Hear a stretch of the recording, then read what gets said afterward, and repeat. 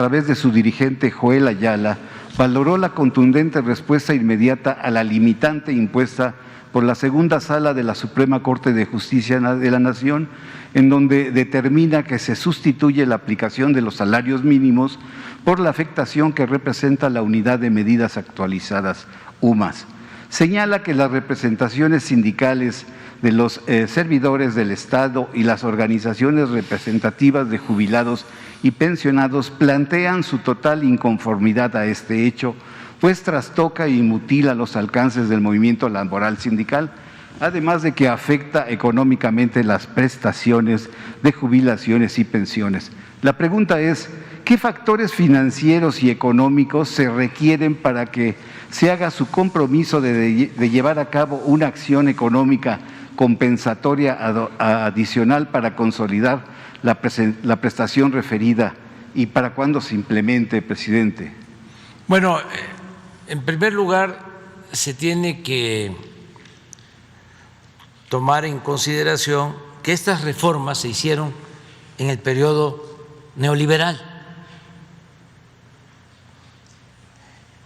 Por ejemplo, el calcular que el aumento a las pensiones no se dé de acuerdo al incremento al salario mínimo, sino se creó una unidad especial que con el tiempo se fue depreciando porque solo le agregan inflación. Por ejemplo, nosotros hemos aumentado el salario mínimo alrededor del 50%, pero eso no se refleja en quienes reciben una pensión, porque fueron trabajadores al servicio del Estado, porque los incrementos para ellos se da en función de las UMAS, de las unidades estas que crearon. Aquí hay que ver primero qué estaban haciendo los dirigentes cuando llevaron a cabo estas reformas o contrarreformas.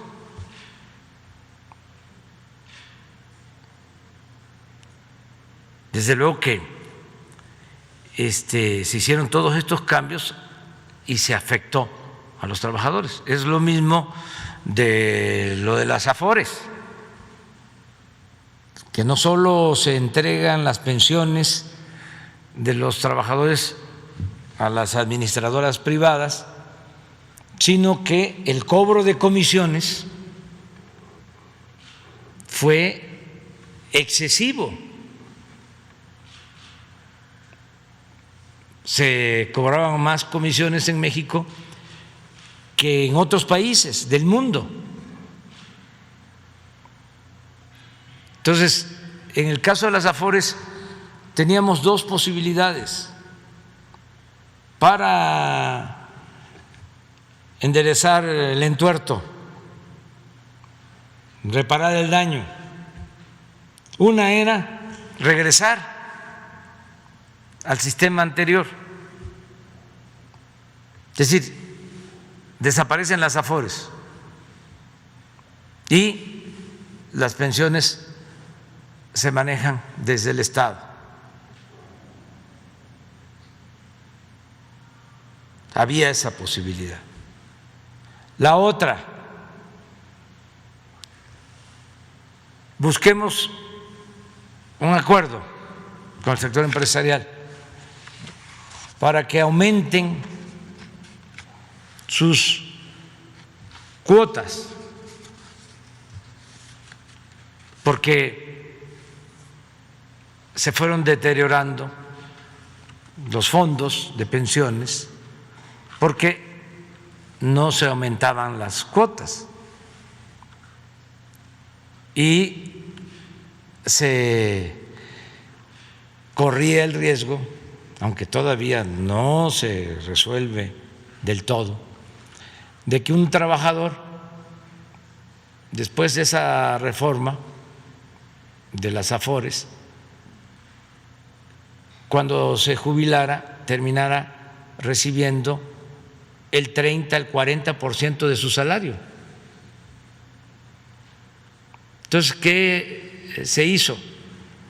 Los empresarios estuvieron de acuerdo en aumentar su participación en el pago de cuotas para que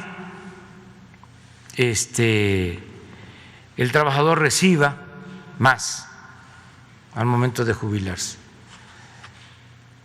Y esto se complementa, aunque sea con poco apoyo, porque se envió una reforma legal para bajar el cobro de las comisiones. Se estandarizaron con los países que cobran menos por el manejo de las Afores. Entonces, con esto ya el trabajador va a recibir más. Pero esto estuvo mal hecho. Esto fue en el periodo neoliberal. Esto de las sumas es lo mismo. Entonces nos toca ver cómo lo enfrentamos. Que un argumento que hay que tomar en cuenta es que, como en este caso el patrón no es el empresario, sino es el Estado, si se regresa al salario mínimo, pues no aumentaría el salario mínimo, se mantendría igual que la inflación, porque el aumento al salario significaría el incremento en la inversión que se destina al pago de pensiones. Entonces, ¿qué estoy pensando? Que se sigue aumentando el salario mínimo, porque es mucho el rezago, y al mismo tiempo se resuelva mediante un acuerdo, una ley, un incremento a las pensiones. Nada más que lo vamos a hacer